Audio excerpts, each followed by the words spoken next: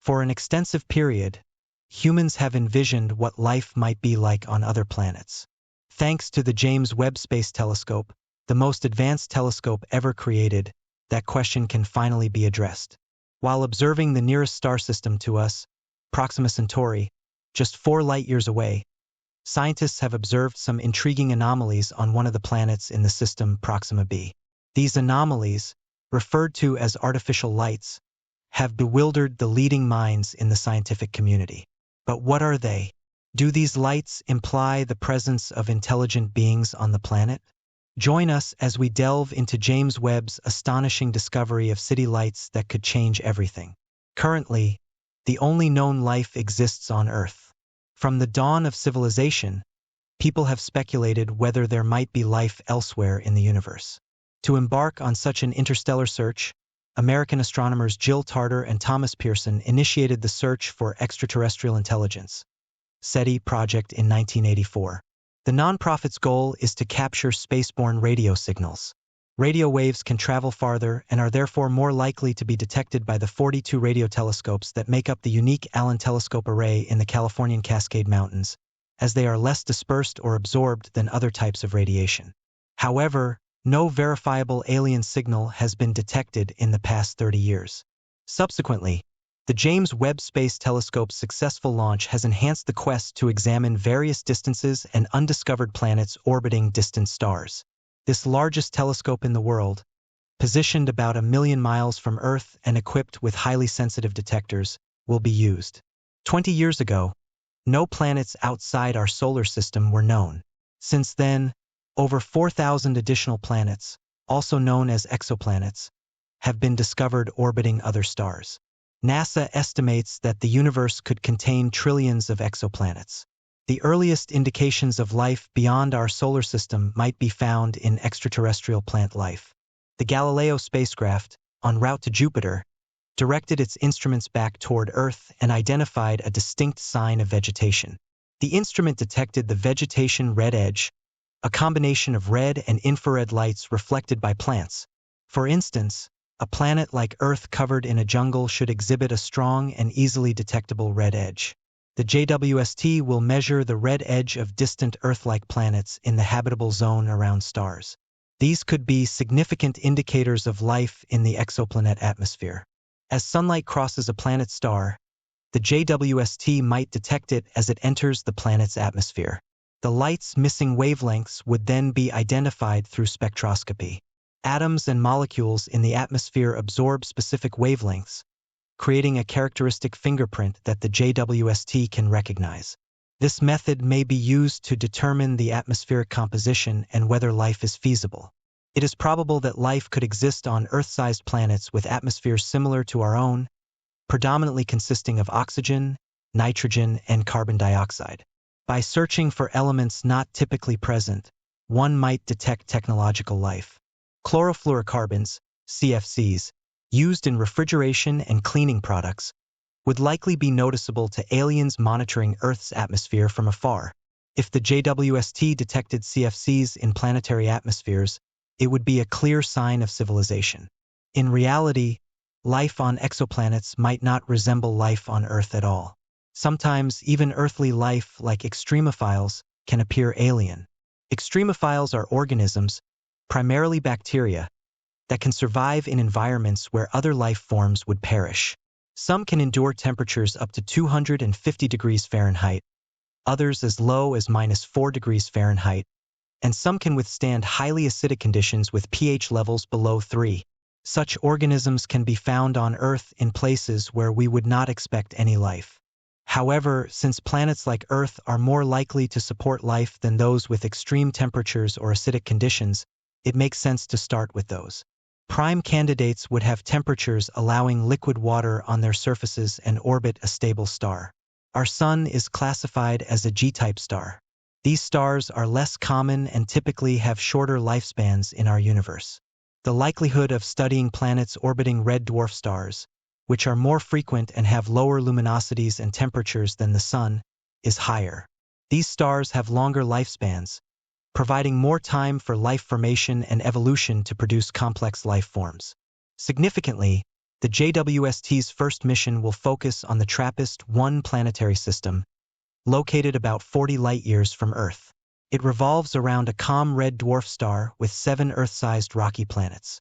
3 of these rocky planets, in the so-called habitable zone, might have liquid water on their surfaces.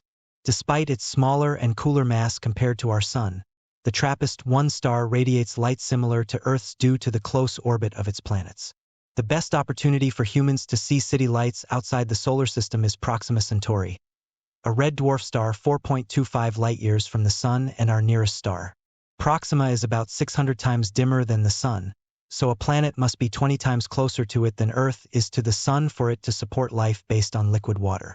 In August 2016, astronomers discovered a planet with 1.3 times the mass in this habitable region within a Goldilocks-like habitable zone where light intensity is just right for melting water.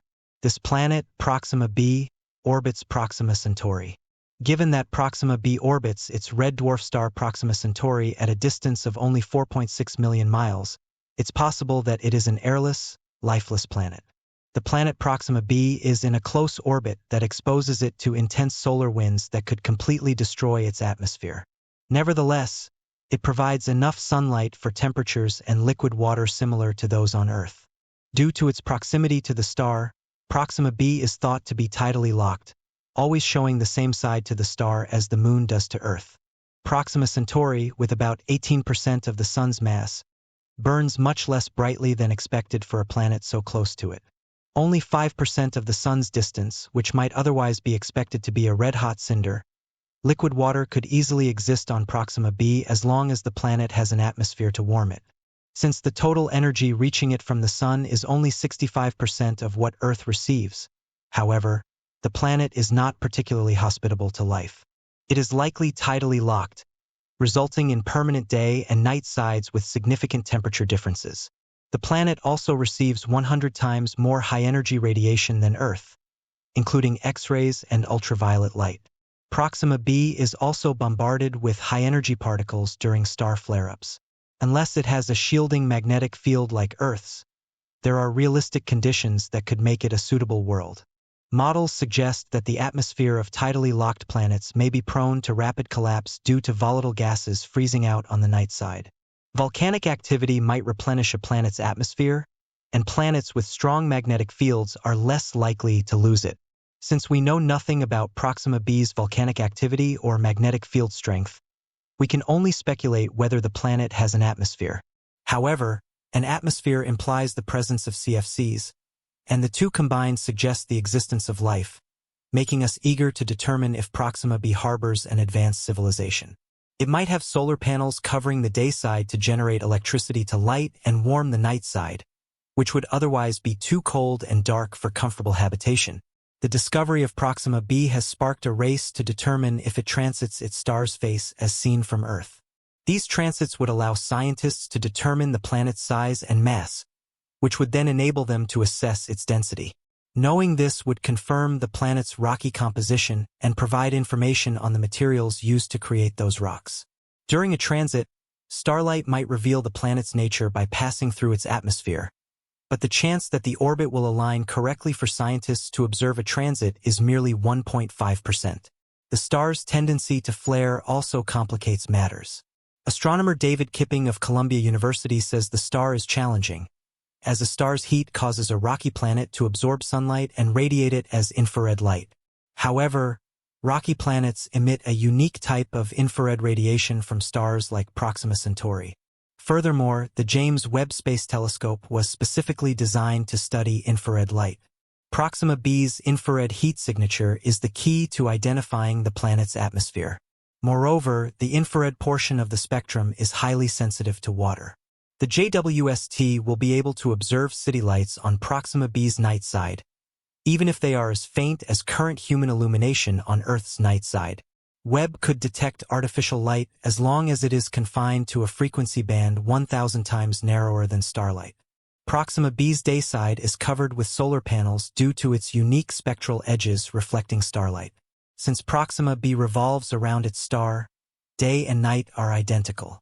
Cool evening lows follow daytime highs. The temperature difference between day and night depends on whether the planet is entirely composed of ocean and rock. If Proxima B hosts advanced life forms, they must produce energy to live, so we would expect a city. Consider this: Earth-based observers have never detected a signal of intelligent origin despite 50 years of searching, and we've listened in only a few parts of the spectrum. However, there is still much we do not know about the universe. So what are your thoughts on Webb's discovery? Would you support an interstellar probe? Do you think extraterrestrial life exists on Proxima B? We can't wait to hear your thoughts in the comments below.